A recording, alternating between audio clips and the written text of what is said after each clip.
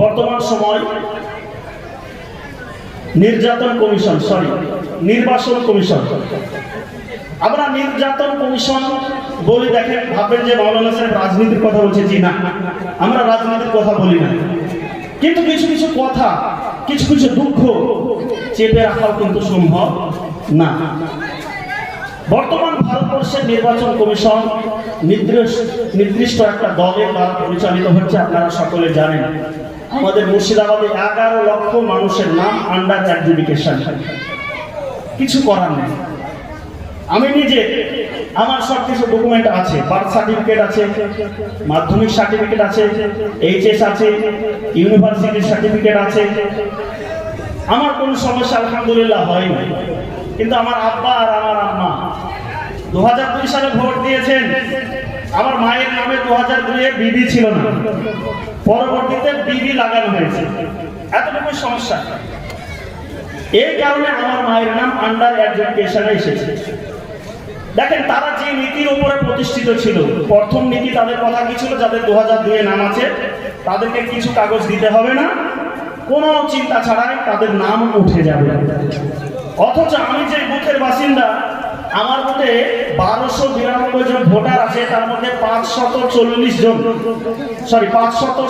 জন মানুষের আপনার কিনা আন্ডার অ্যাডজুডিকেশন এসেছে। একজনেরও ডিলেট হয়নি, কারণ মুসলমানদের মধ্যে আনম্যাপ ভোটার খুব কম, সবাই ম্যাপিং করেছে।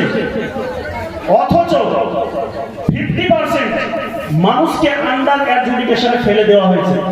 মানে ব্যাপারটা বুঝতে পারছেন আমাদেরকে কোন জায়গায় নিয়ে যাওয়ার একটা চক্রান্ত চলছে। চক্রান্ত কিছুই না, এই সকল চক্রান্ত থেকে সাবধান থাকতে হবে। আমি গতবারও আপনাদেরকে একটা কথা বলেছিলাম, আমি যেখানেই প্রোগ্রামে যাই মোটামুটি এই শব্দটা বারে বারে ইউজ করার চেষ্টা করি, ব্যবহার করি। সেটা হচ্ছে এডুকেশন ইজ দ্য ওয়ান কি অফ এ হিউম্যান লাইফ।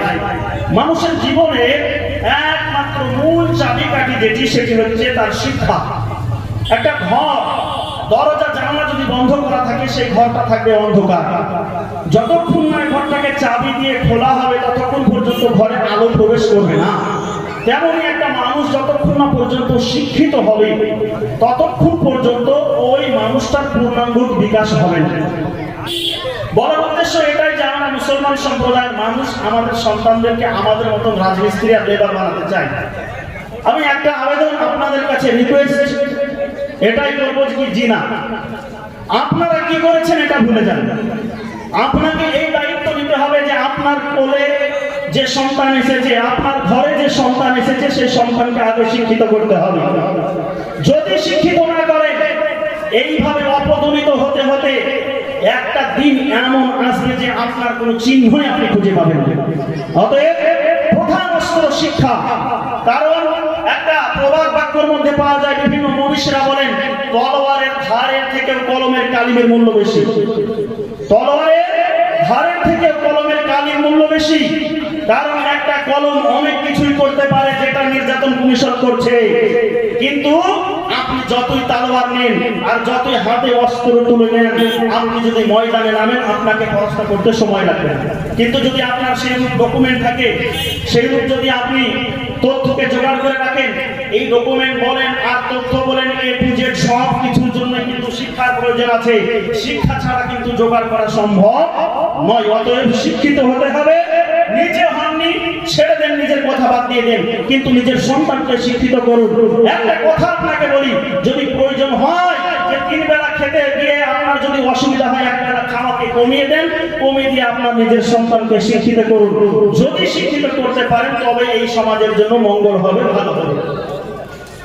যাই হোক, ওইদিকে আমি যাচ্ছি না।